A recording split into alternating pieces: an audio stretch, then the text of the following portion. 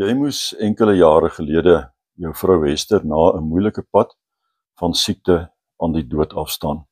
En toe kom die moeilike diagnose. Goed, in 2016, toe wil Hester 'n pen van die vloer af optel met haar regterhand, en toe wil haar duim nie saamwerk nie, en gaandeweg het die onmagtigheid toe nou toegeneem, en het neuroloog nie kon uitvind wat fout is nie. En toe, na 'n jaar, is hy toe gediagnoseer met motorneuronsiekte. Sy na 3 jaar, toe nou, het haar lyf net ingegee. So. In vandag se preek het ons gepraat oor die uitnodigings wat daar na gelowiges kom om met hulle nood na die Here te vlug.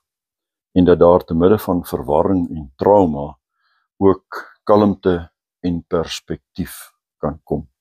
Hannes,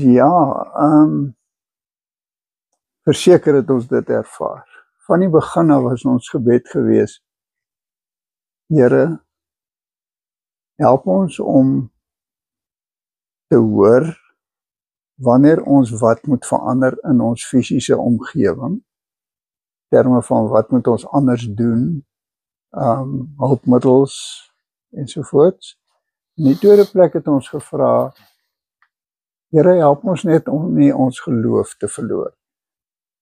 In watter mate was dit vir julle 'n werklikheid gewees dat die Here in hierdie moeilike situasie by julle was, saam met julle was?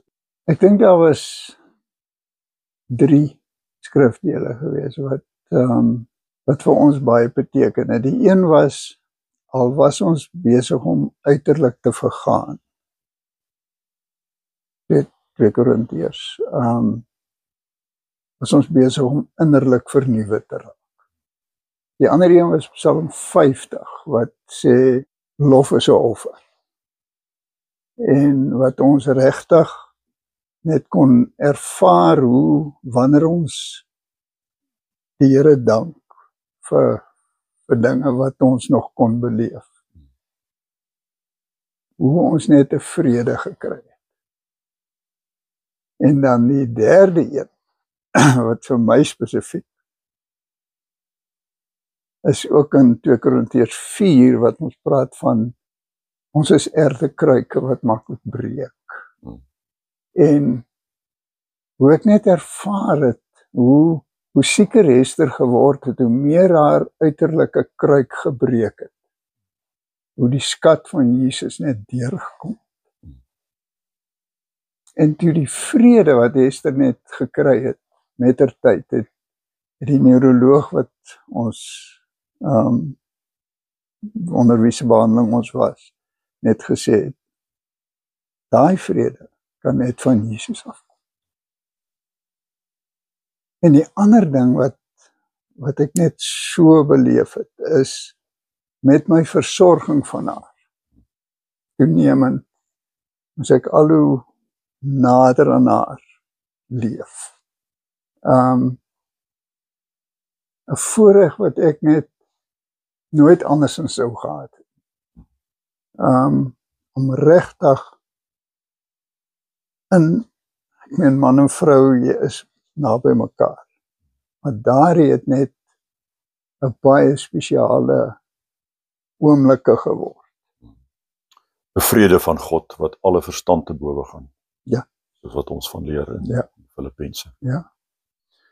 Kan ek vra, nou amper 6 jaar later, op watter wyse hierdie hele geskiedenis, die gebeure in julle lewe tot vandag toe met jou is en hoe jy dit tans hanteer? Ek besef net daai tyd bietjie ervaar, maar op watse pad die Here met my begin loop het van daai tyd af. Wanneer jou vrou weg is, moet jy jouself weer herdefinieer. Wie is ek? Het ek net 'n besef begin kry dat godsdiens was tot 'n groot mate in my kop. Ek het die woord geken. Ek kon die regte verse quote op verskillende geleenthede. Maar daar was nie hierdie verhouding, hierdie liefdesverhouding tussen my en die Here. En hoe die Here daai tyd gebruik het van baie naby aan Ester om vir my iets te sê van jy moet nie net die gedaante van godsaligheid hê wat die krag ontbreek. Jy moet regtig na my toe kom. Maar die Here was my so goed en is steeds om ja, ek mis haar, maar daar is 'n dinamika in 'n ou se verhouding met die Here wat maak dat 'n ou verder kan kyk as jou onmiddellike gemis. Vanuit hierdie ervaring het jy 'n woord vir ons. So tog dink daar soos 'n paar goed in terme van onthou. Onthou hoe die Here van kindsbeen af ons onderneem het. Onthou dat wat in die woord staan waar is. Leef eendag op 'n slag. En dan die hele ding van dankbaarheid.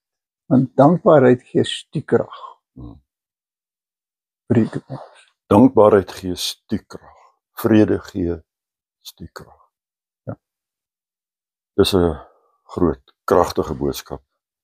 En as ons dit saam met jou uit hierdie ervaring van jou kan haal, is dit groot seën wat ons saam met jou graag deel.